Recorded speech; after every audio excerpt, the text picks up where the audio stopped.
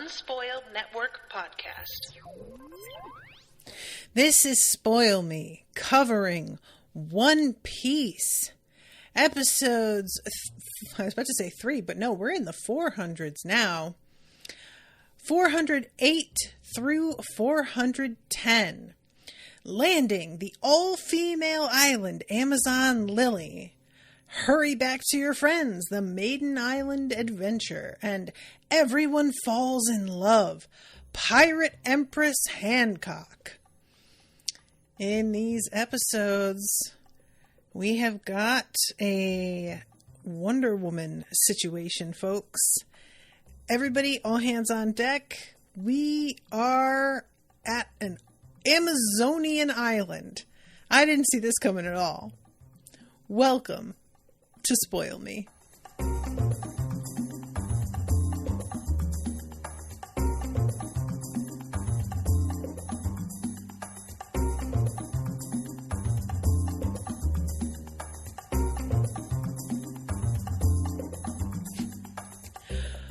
Welcome to the show, everyone. I am Natasha. Thank you very much to Gabriela for commissioning this episode. Gabriela, what's up, girl? How you doing? Hope everything's great. These episodes are bonkers, guys. These are really, really wild. So, I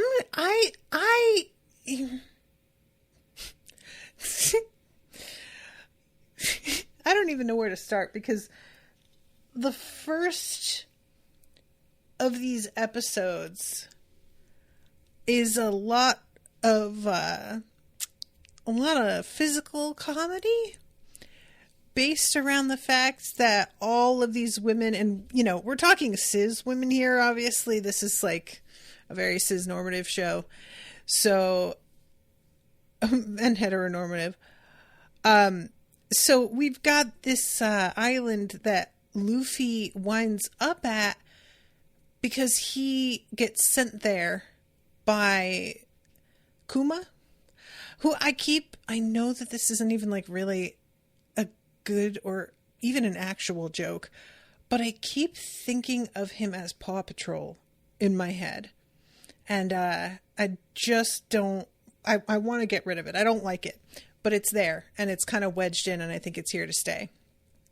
But this, like, the fact that Luffy gets sent on this journey and gets to sort of see potentially what is up with his friends as well. It's very reassuring to me that now he has reached a point probably where he understands that they are not all dead, that he doesn't have to be in total despair anymore. Because I was genuinely a little bit worried that when we started this episode, we were going to have to see him be like completely still watching Luffy have that breakdown really bothered me, you guys, in a way that I wasn't ready for. So I was concerned that I was going to have to go through that again because he wouldn't get the answer to what happened to everybody right away.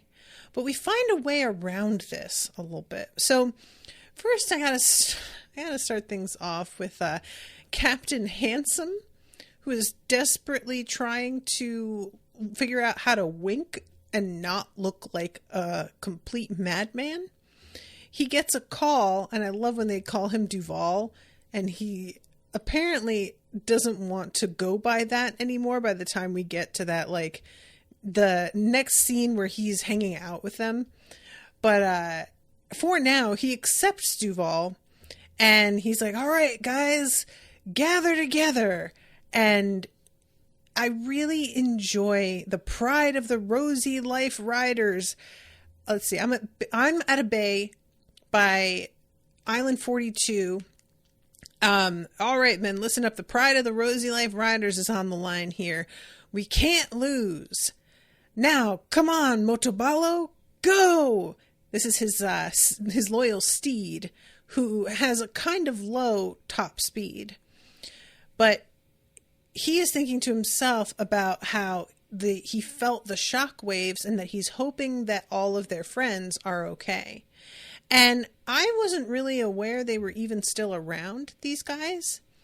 And the fact that he is like at all still concerned and checking in on them, because I know they have, it seems, been sent far afield, and that he isn't a great fighter like our friends were. I'm a little concerned about him like sticking his nose in at this point. His handsome, handsome nose. His diamond-like, sharply chiseled features. Because he could inadvertently get himself in some trouble, and I actually have grown to like this dude. So I am hoping that he knows to hang back a little bit and not get too involved. We also go back to the whole, like, fucking celestial dragon thing where the princess Shalria, I guess the saint, she is screaming at all of the men for having let the slaves escape, having let her people escape, or her people being, like, the people responsible for this. And she is really ready to torture and kill for quite a long time. It's very clear. She takes this as a personal affront. Now, the thing with the celestial dragons, and this is something that's a little bit, this is tricky, because I've been sort of, the fact that we have a slavery storyline is very surprising. I didn't think we were going to get this dark.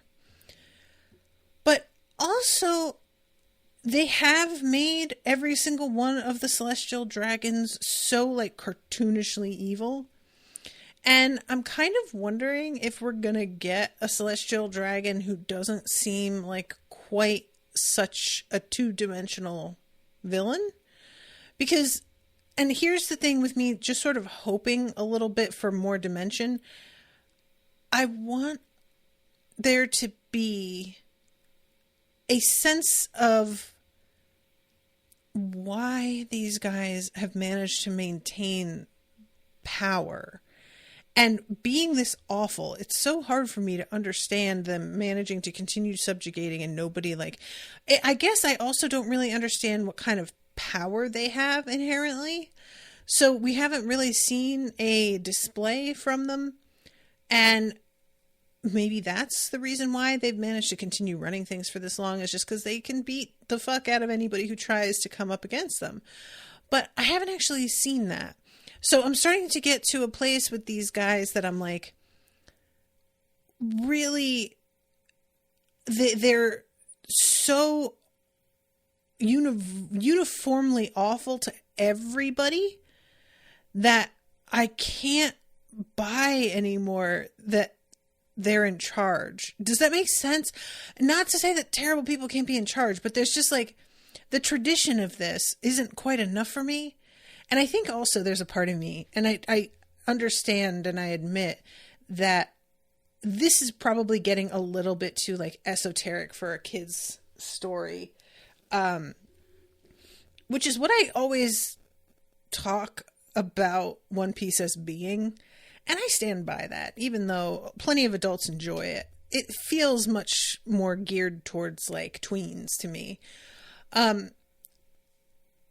is an aspect of making everybody who owns a slave a complete monster, when I think it's a little bit more nuanced and interesting to be like, well, what if the people who own slaves aren't monsters, or some of them aren't in the way that you would think of the word monster, like genuinely malicious and mistreating people, but they're still monsters in the fact that they own slaves. It's just that they don't seem quite as hateful and vicious and cruel, because that's the reality. There were like plenty of people who were in families that owned slaves or profited off of slavery that weren't themselves someone who would enjoy torturing and killing people.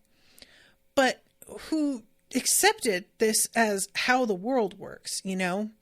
And I wouldn't mind a slightly more nuanced approach to us getting to see like what that looks like in this world, because so far everybody is terrible. Gus says Duval was technically a slave trader before today. I don't know if that's really the same though. Yeah, I guess that's true.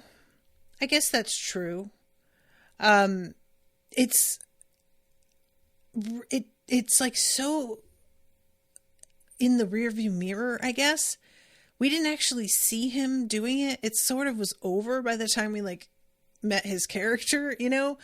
So I think that's maybe why it doesn't quite land, but that's not nothing.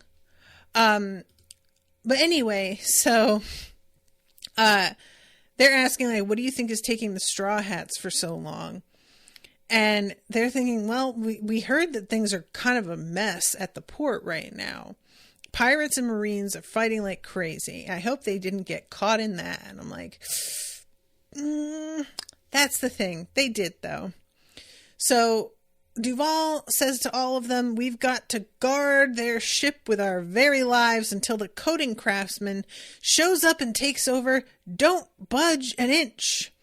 And I really didn't think about the possibility of somebody going after their ship in the absence of them themselves, but I should have. And I'm feeling better that they're over here, like, you know, taking an interest in guarding this, because it could really be a way to hobble them entirely.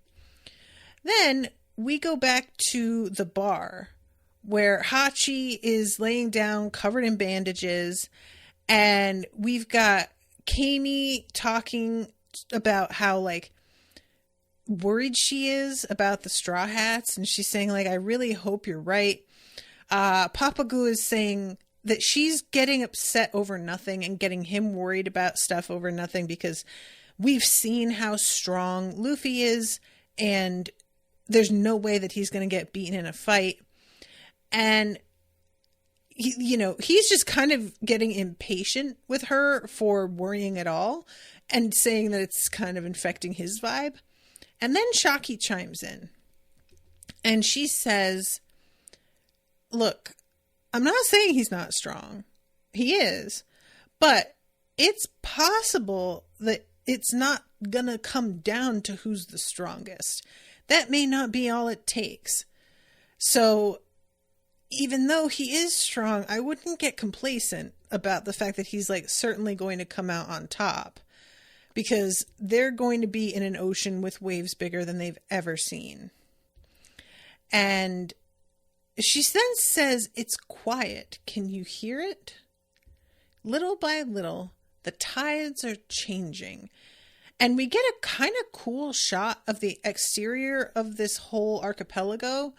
And the sky and the ocean itself are like orange because of the sun setting, and all of the bubbles are coming up. It's really, really pretty, actually. So we go to Luffy, and he is sailing through the air inside a kind of bubble like this. And Luffy is like crying out for his friends and saying, there's nothing I could do.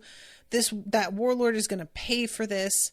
And then he starts to get down to more practical matters. How far have I flown?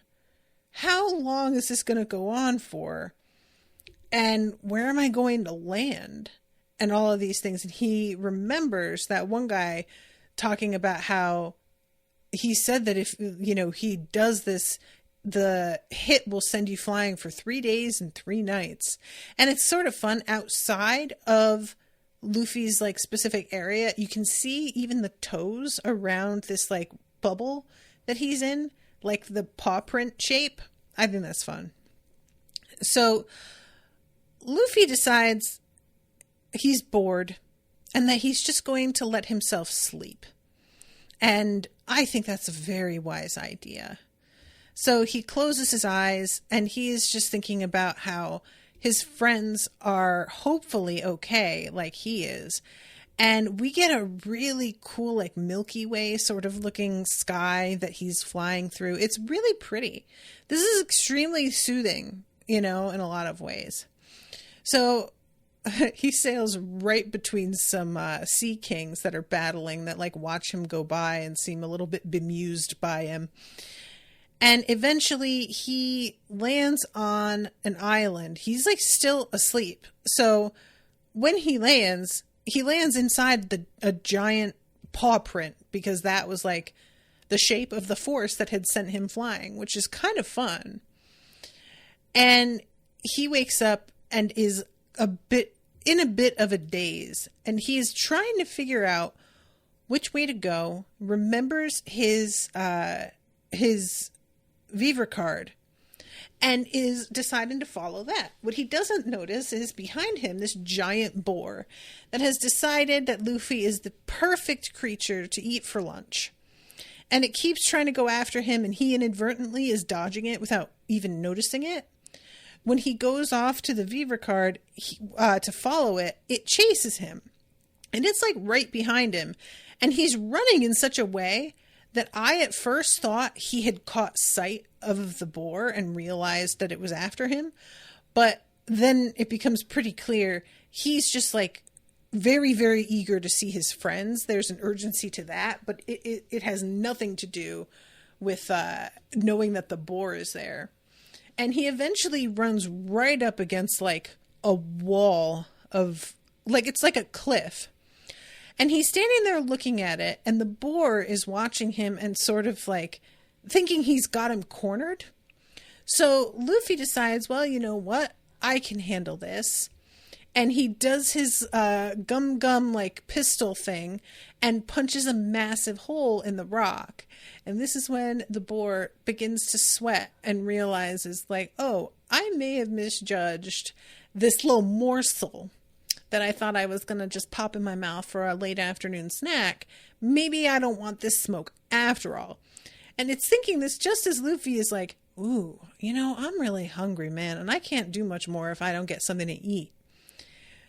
And it backs away, but it steps on a twig and gets his attention. And he looks up at it and licks his lips. And the boar starts crying and like waves his hoof like, no, don't. And then we cut to smoke rising because Luffy has already roasted and eaten the whole thing. And his stomach is all distended and there's nothing left on the bones of this skeleton. That's it. I don't know why this got me cracking up so bad, but it was... I really like the acknowledgement too, because Luffy's like, that really brings me back. Grandpa Garp used to throw me in the jungle all the time. And he's saying this like it's a nostalgia thing. And then he sits up and goes, actually, that kind of sucked. And God, if that isn't like what aging is like. You sit back and sort of reminisce about something, and then it catches you like objectively what you're saying. And you sit up and go, whoa, that's actually really fucked up. I never thought about that. But he, at this point, is starting to like really get a bit emotional about missing his friends. And he's wandering around and he spots some mushrooms and he's feeling sad. So he's like, oh, I think these are laughing mushrooms. And I'm going to eat these because they'll make me feel better. Basically, he's like, I'm going to get stoned so that I don't feel my feelings, which I sympathize with. I get it, Luffy, and I am not mad at you for that. I'm just not mad at you. We gotta do what we gotta do. But then he sees other mushrooms, and he just is like, oh, let's try those. And they somehow make him really angry. He breathes fire at this point, and oddly, as he's eating all these different mushrooms, the camera goes back to the boar skeleton, which has like a drop of sweat coming off it, like... Even in death, the boar is a little bit anxious about Luffy eating these mushrooms, which is a really weird moment. I don't really get what that even is. But we have a montage of him just going fucking ham. Boar not intended. But he's eating all of these mushrooms with abandon, despite how obviously they are not all safe. Like, that's just mushrooms 101, is you don't eat foraged mushrooms unless you really know what the fuck you're doing. So he is eating, and then all of a sudden we have this weird sequence where we hear two people talking, these two women, but they are not, we don't see their faces. We just see the faces of these two snakes with little helmets on. I think they're supposed to be sort of samurai style helmets, but they look like do-rags to me. And these little like snakes have these goofy ass faces, and the figures are coming toward this pillar of smoke from his fire, and they are thinking, as it turns out, we find out that the Marines have like dropped anchor a little ways off the island. So these women are starting to think that maybe some of the Marines actually have come to the land and are like, you know, setting up a camp here, which is like super duper against the rules. So they come running, and then they see this figure on the ground, and it was pretty fun because they come to Luffy's rescue, but assume that he's a woman because they've never seen a man before. And so apparently they don't even know about like the difference in reproductive organs, because later on when they come across some extra appendages, they don't know what to make of it. And this is a real like body horror moment, because he's laid out on the ground and has got mushrooms growing off of and out of him, and it's really, really upsetting. Like, they're coming out of his mouth and nose and stuff. It's just awful looking. So apparently the mushroom that he ate is parasitic and is going to eventually sap all of his like life force and kill him. And so they have to help him. So they say, stay strong, small one, we'll find aid. And they carry him back to their village, which we find out this place is all women, and like men who show up, it don't go well for them. When we actually see him being worked on, they are just pulling the mushrooms off him. And eventually they are told to bring him down to the river and get him washed up. And once they are down there and they have him undressed and they're washing him, that is when they feel that he has got a dick and balls, which they mistake for more mushrooms, which is just such a stupid joke. But I honestly couldn't help but giggle a little bit, because he is... Oh, and they also have to light him on fire to like kill the bases of the mushrooms that are still like embedded in him. But he is completely unconscious. So they're just like yanking on his dick and balls, thinking they're removing mushrooms, but they won't come off. And they're really going to town, like pulling in a way that I was like, I'm kind of glad Luffy's unconscious for this, because this feels like it could be real uncomfortable if he were awake. And eventually, once it proves like too much that they won't be able to pull them off, they ask whether they should get everybody else in here to help them pull, or if they should just light them on fire instead. And it's the kind of thing that there's a part of me that's a little bit suspicious about this plot. Like, maybe we just, you know, our author here just wanted to fantasize about a scenario in which, all surrounded by women, they would just be feeling up on his junk, and that would simply be what they would do. And he created a completely impossible situation to ensure that that would happen.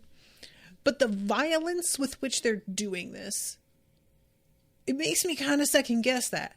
At the same time, cock and ball torture is a very real fetish. So I can't dismiss it completely that this is still part of like a fantasy thing, you know? It is just very funny how like unsexy it is as it's happening. And all I could think was, if this were Sanji, this situation would be very, very different. And I'm wondering if Sanji is going to get to see these ladies, or if it's just going to be a Luffy plot line, and that by the time he meets up with his friends, he'll be away from this community. I personally don't really want to see Sanji in this scenario, you know, but there is also a part of me that I feel like their feelings about men being like being bad tempered and violent and not really good for anything, while I definitely understand the basis for it, Sanji would be so accommodating and obsequious that maybe they would like be okay with him, because he is the model of, you know what I'm saying? Just whatever you say, my lady. Like always doing what he can to make the ladies happy. And maybe that would actually like work for him here. I don't know. So this bit ends with they're bringing like an ancient woman to the shore and asking her advice, and her saying that this is a man, and the camera going from one face to another of all of these women who have never even seen a man before and are like completely flummoxed about this. And it's really fun. We get a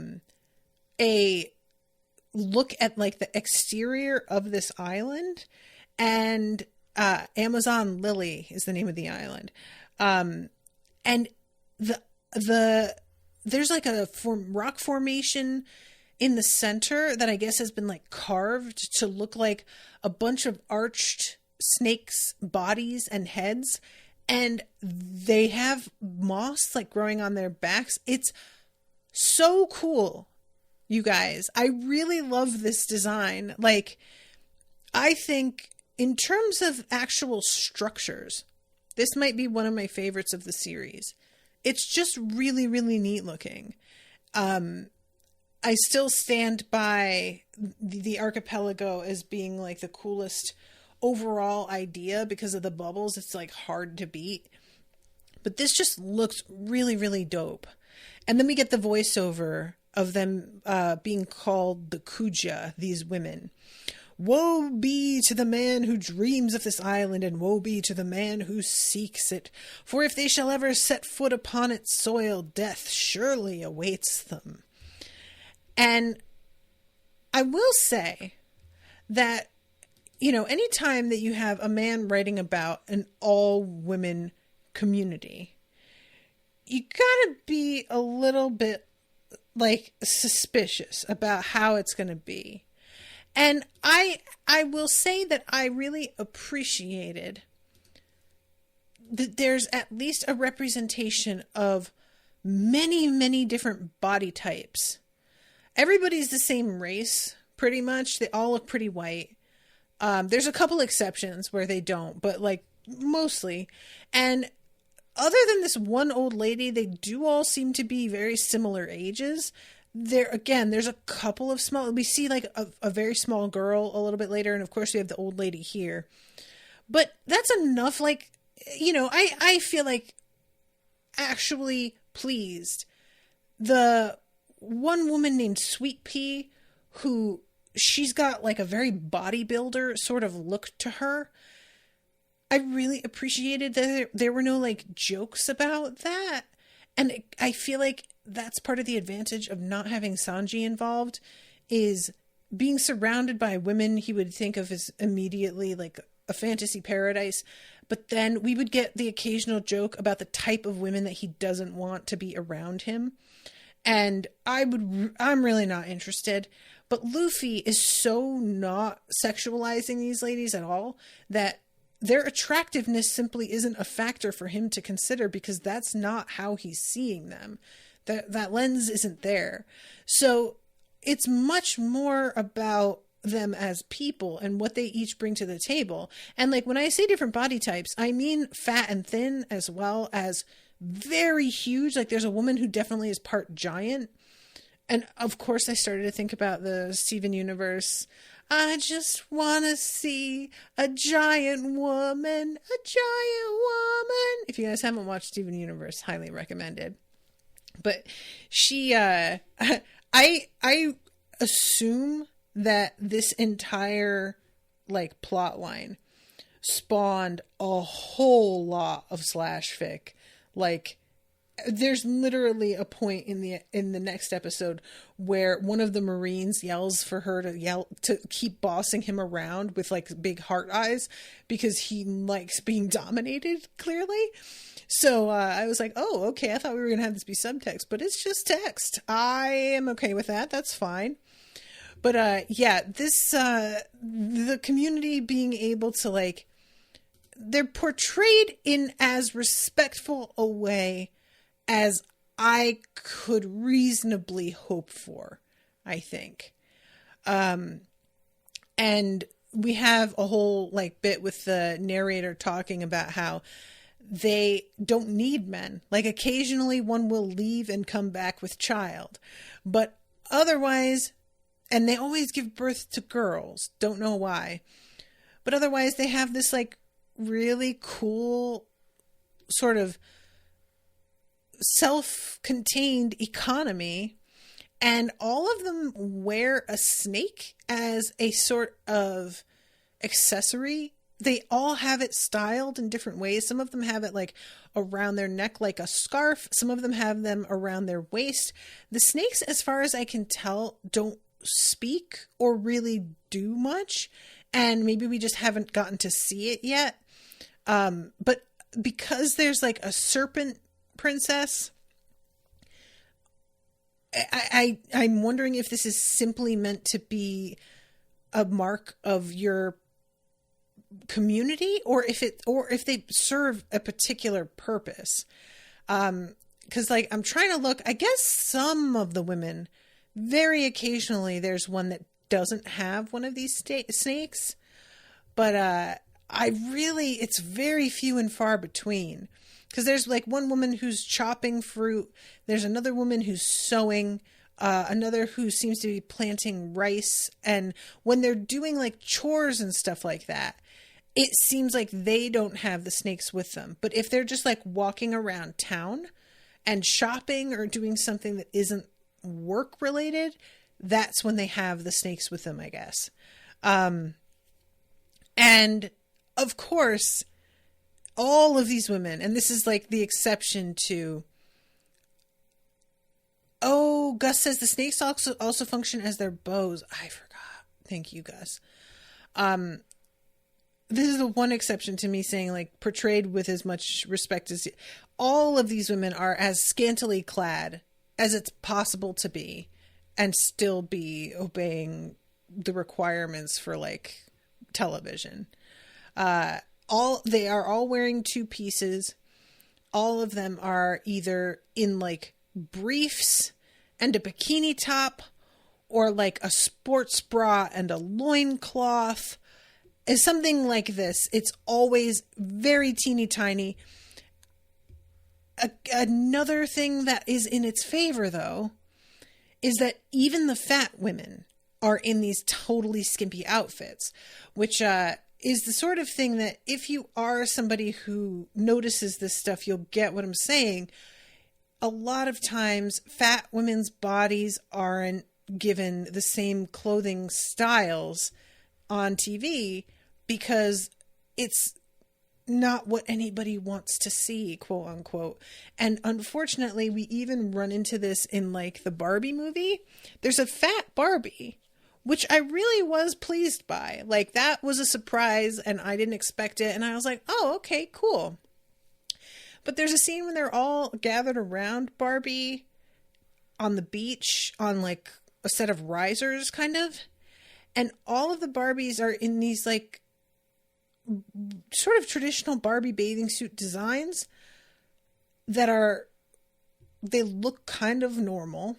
And then the fat Barbie is literally in like knee length shorts under a swim skirt with a top that's practically a turtleneck. And it's like she's like covered from knee to neck in the midst of these other women who are like, not, their bathing suits are odd looking, but none of them cover them up the way that hers does.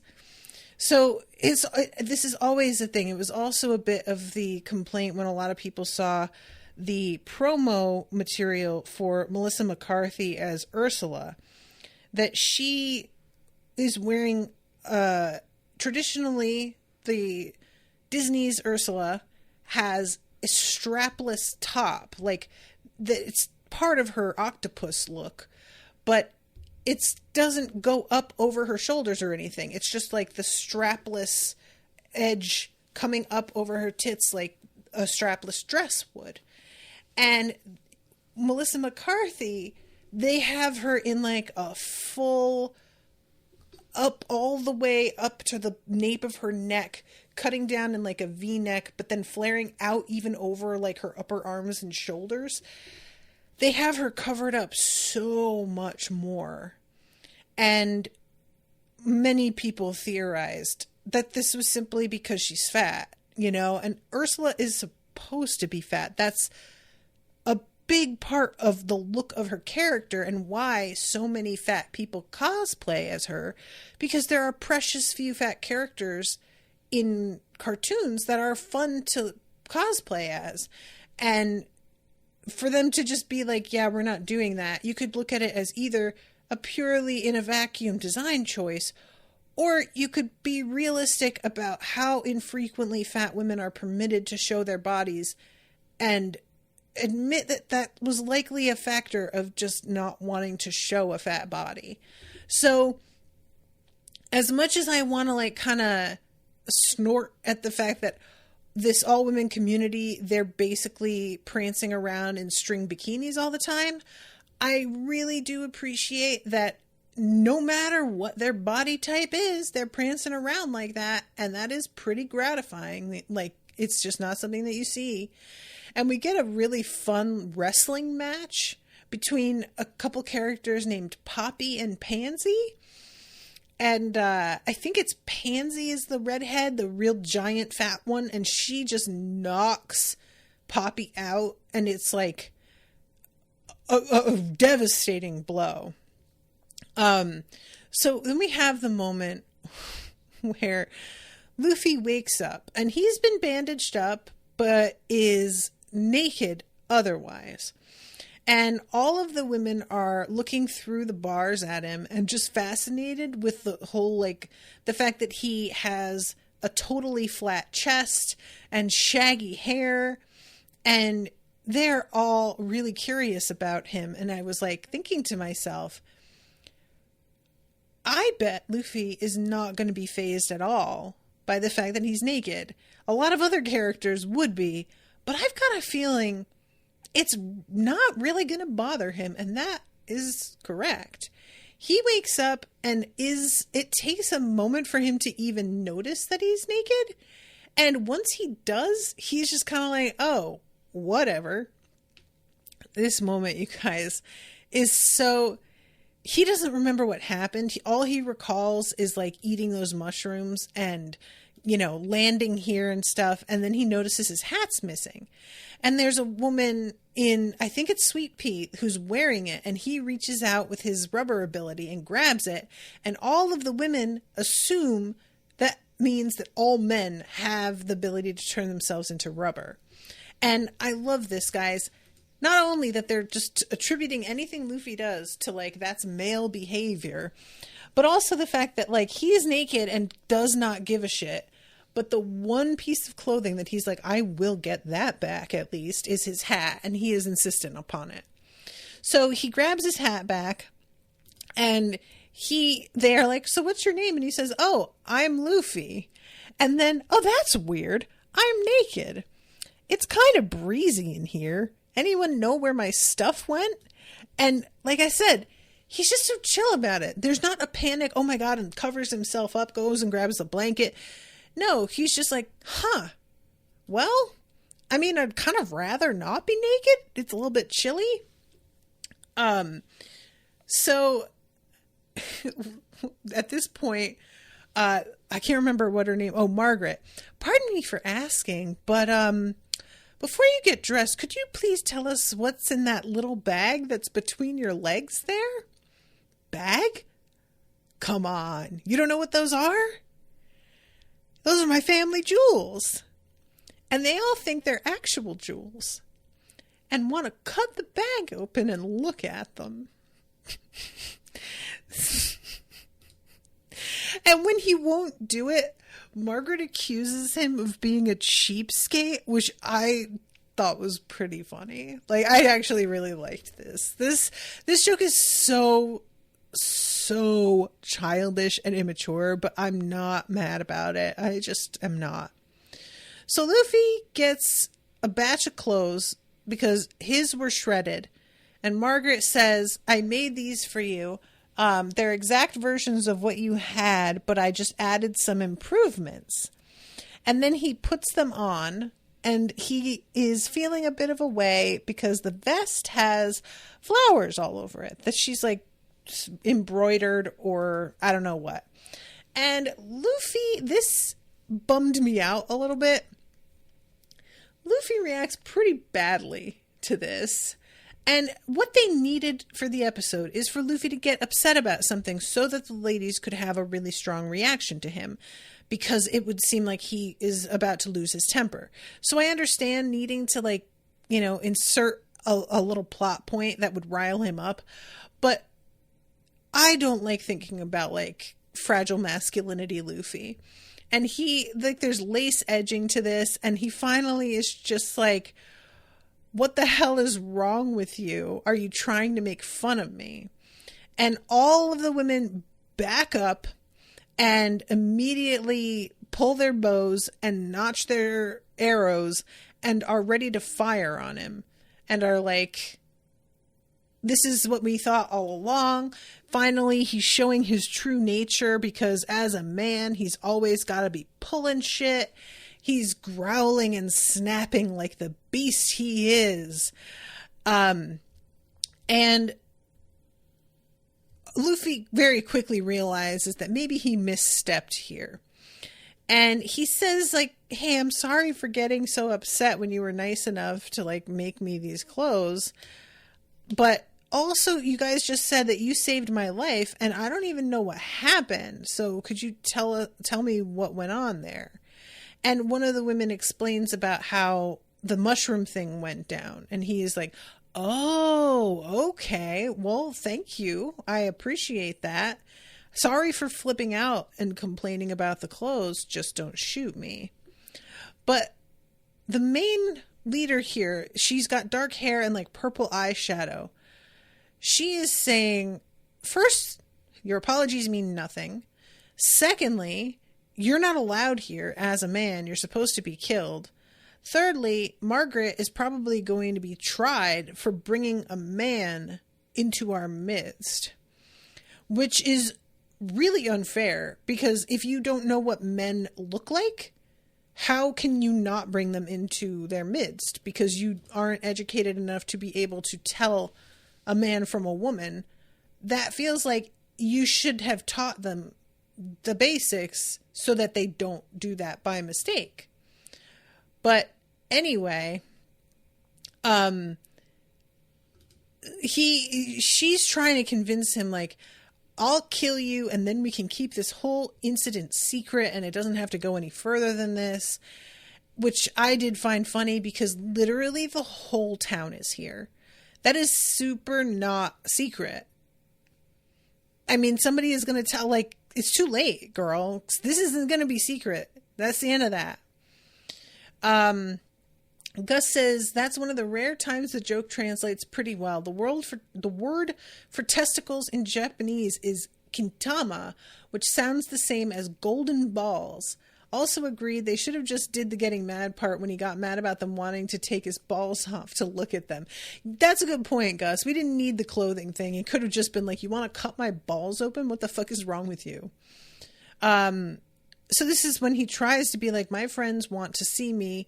I need to get to them. And they release their arrows. And there is a pretty strong, like, blowback after they fire. But he's in there just fine. Of course he is. This moment, there's like an explosion out the roof because he kicks his way out and flees, which they didn't know he could do. So he begins to run, and as he runs through town, there's an ongoing joke about how he keeps stealing food from either the street vendors or from people who are just eating. And I thought that was really funny. I did think, like, just that bit about him still being preoccupied with food even as he's fleeing for his life. I liked it. I thought that was a pretty good joke. So he continues running, and eventually he's like realizing, I don't even know where to head toward because I don't have my Viva card anymore. So he grabs up Margaret and he jumps off a cliff with her, and then does the thing where he blows himself up to cushion their landing so that he falls like a giant balloon. Understandably, Margaret is very much like, what the fuck was that? You jumped off a fucking cliff. How did you turn fat like that? Why did you pull me off with you to begin with? Like, what the hell is going on? And eventually, she pulls the Viva card out of her bra because she did indeed save it. Since it had writing on it, she had a hunch that it was probably like somewhat important to him. And he gets really excited and is sort of showing her the way that it works, that it moves on its own. And as this is all happening, she's getting a little bit frustrated at the fact that, like, the more they talk, the more attached to him she's going to get. She eventually, like, even admits that this is a potential problem. And I love when Luffy is like, well, thanks for saving my life and making these clothes and taking the flowers off of them when I asked and giving me my Viva card. If there's anything I could do for you, just let me know. And she's like, yeah, take out your family jewels so I could see them. Men are savages and cheapskates. He's just yelling, put the sword down and leave my jewels alone, please. Oh, Luffy. So this is when he says, my friends and I are pirates. Are you pirates? Or not, are you pirates? Do you know what pirates are here? And she's like, oh yeah, our ruler is a pirate. And he's like, you got an all-girl pirate crew? That's pretty cool. And I love when he says, are they strong? And she just says, what a foolish question. Only the most elite are allowed to ride aboard the pirate ship with our empress, so of course.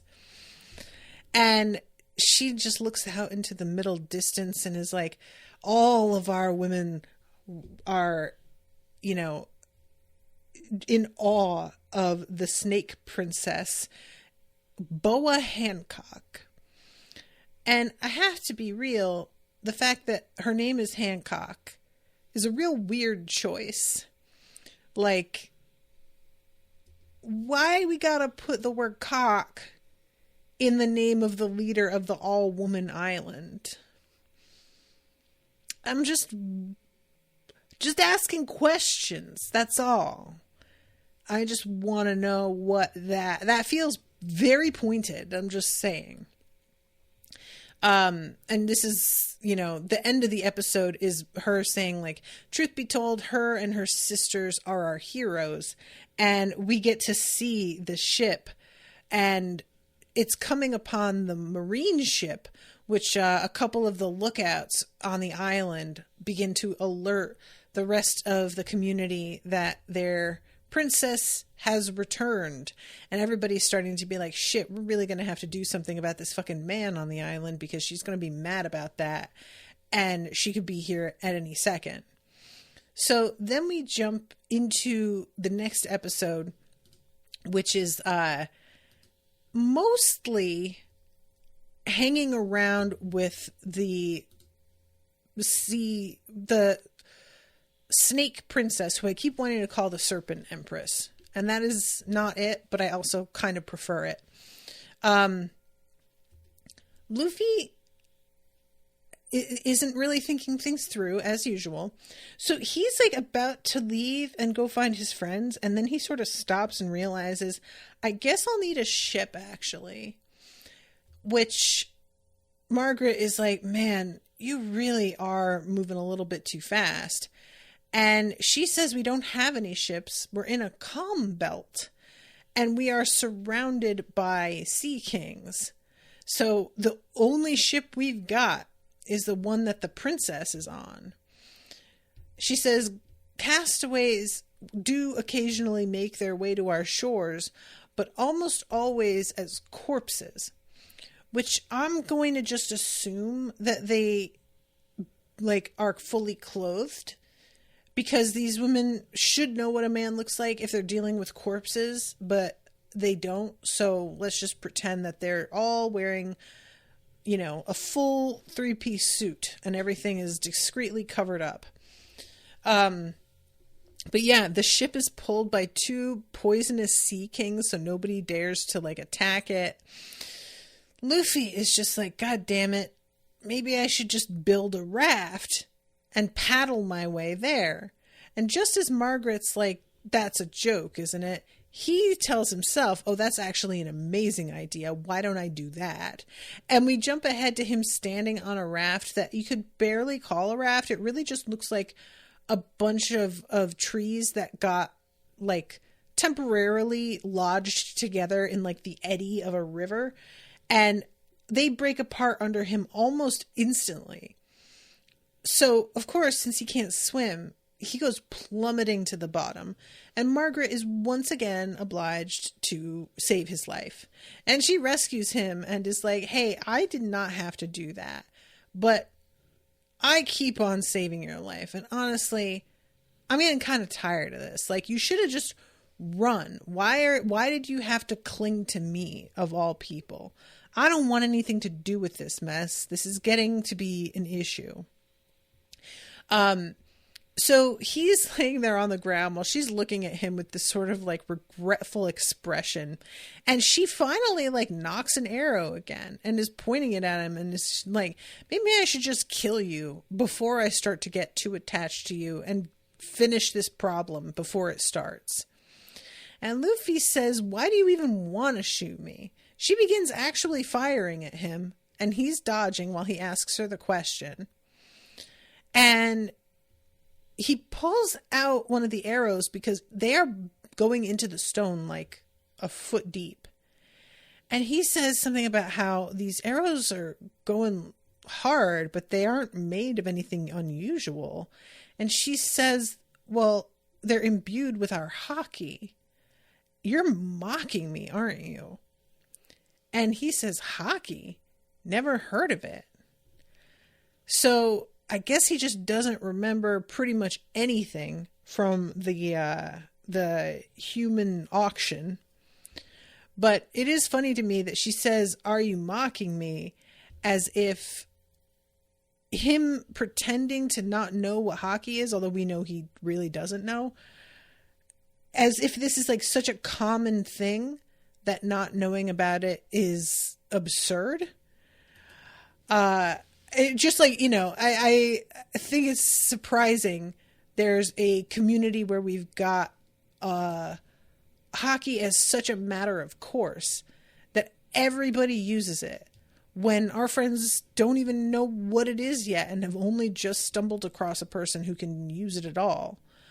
So then we go over to the actual Snake Princess, and she is talking to the guy from the Marines.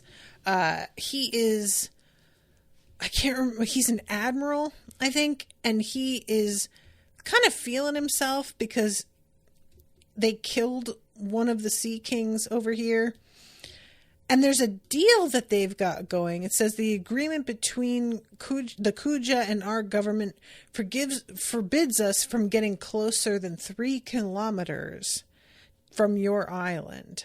So, like tools, here we are waiting while you ladies take your sweet time.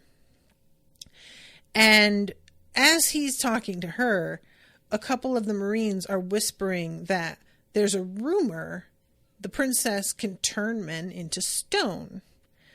And it took me a little while, you guys, to finally put it together here. How we've got some parallels with Medusa, the snake motif and the turning men to stone thing. I did not get it at first. So, yeah, the princess is like, oh, I'm pretty impressed that you managed to kill one of these things. We get a little like cutaway scene of how it went down, not necessary to get into. And eventually, when we come back to the present, he is standing there and saying, if I didn't kill it, how could I call myself Vice Admiral? And the Marines are all cheering. So back to the present day, they are, the woman who's like speaking for the princess is saying the marks on the Sea King are kind of weird. Like, were you inside it cutting out? How did you even do that? And he's like, that's none of your business. Don't worry about it. Are you guys going to uphold your end of things and handle the situation or not? And finally demands the princess come out. And this woman, it's really funny because she is being treated as the most beautiful woman in the world, but I think that a lot of the characters we've seen are like way prettier than her, so you just have to sort of accept that for whatever reason she is considered exceptional even amongst these many, many beautiful women. The intro we get is of her kicking a kitten out of the way, so we get to really see in true Stephen King fashion that she's a fucking monster. For those who don't know, Stephen King loves introducing villain characters by having them do something shitty to an animal to signal how awful they are. And it's so sometimes like so upsetting. But yeah, she kicks the kitten. The kitten winds up being fine. But I was really startled by that. I was super saddened. I didn't want this lady to be this monstrous, but she is. So she's standing there. She's got this like, long skirt and plunging neckline. These very cool serpent earrings that look dope, honestly. I have a pair that's very similar that I've been wanting to wear. I have to find the right outfit for them. And all of the Marines are noses wide open. They are just so fucking into it. Meanwhile, by the way, Luffy is like getting chased on the land by the others who are like trying to kill him as best they can before the princess gets back and gets angry at them. So this is when we get an introduction to the Gorgon sisters. The youngest is Boa Marigold, and she has really wild hair.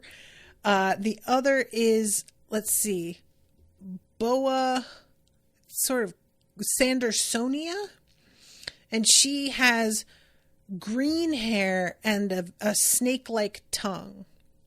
It's only the main one who is really human looking. The others don't quite look human. So she just says to the Admiral, I don't really like the world government, so no offense, but no, I'm not helping you guys. Like, I'm definitely not doing that.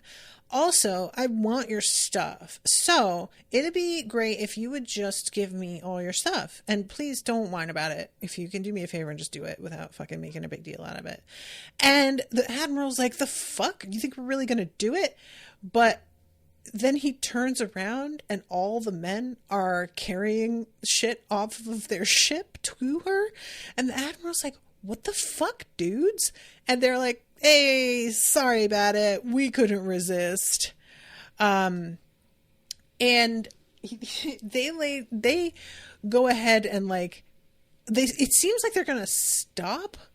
Like they're not going to give her the stuff. I feel like maybe they unloaded a lot of it already before this happens. And that's why she ends up feeling free to turn them into stone.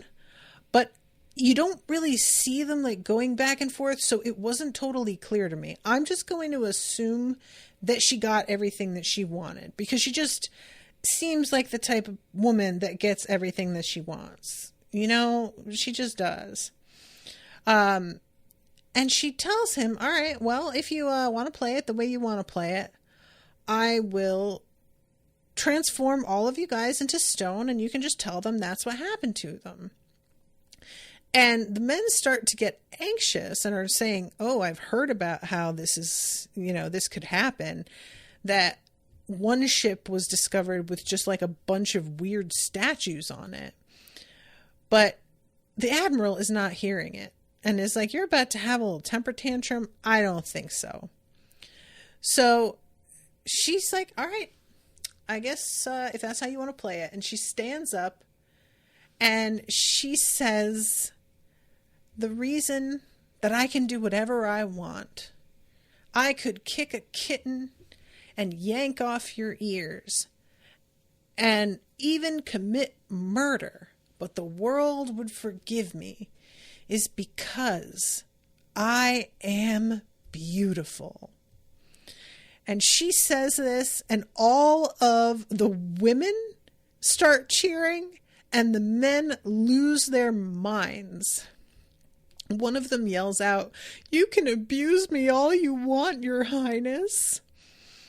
And then she closes her eyes and she says, the guilty thoughts swimming in your hearts shall turn your flesh to stone. And as she says it, their eyes go into hearts, and she reaches out and does the love beam. And that's how they turn to stone. And I'm really confused about how the love beam causes them to turn to stone. I don't really get it. Meanwhile, the admiral looks up and hasn't turned to stone. And she walks up to him and sees that he drove his sword through his hand so that the guilty thoughts wouldn't be in his mind because he'd be so distracted by the pain. And she's like, yeah, you know what? That's pretty good. I gotta hand it to you, pun intended. But you're the only one left. And he pulls the blade out and says, 1 is not 0. And I was like, that's actually a pretty badass line. Like, you know, I'm not mad at it. I am a little bit bummed that instead of her just being like an incredibly badass warrior, the whole thing is just, I get meant to do what I want because I'm hot. That is a bit nothing, you know? What can you do? The rest of her women are badasses, so I guess we could take it. But it does seem, especially, it's funny, like, as a woman, I know that the concept of getting away with things because you're beautiful, while that can be true in a certain sense, it's also something that will actively work against you in the wrong context. Like, if you are somebody accused of murder and you are a beautiful woman, there is a lot about your beauty that can be played against you in the eyes of a jury, because women are just not really trusted by society in general. And so a lot of women have to play down their looks and make themselves look almost more matronly in order to be seen as less threatening. If they are too beautiful, that is the threat, and it can cause like a sense of resentment, not only in other women, but in men as well, depending on the context. So the whole energy of this, like, I get what he's doing, but it's also just so untrue in a fundamental sense. But yeah, this dude is telling her, as he's like watching her sail away, that he's going to go tattle on her to the world government, basically, and her position as a warlord will be revoked. And she just says, I guess, do what you feel like. And that's the end of the episode. Weird ending. So, yeah. All right, guys, I'm going to wrap this one up, but thank you so much, Gabriela, again, for commissioning this. And thank you, Gus and Brian, for hanging out in the chat with me. Appreciate you both. And until next time, toodaloo, motherfuckers.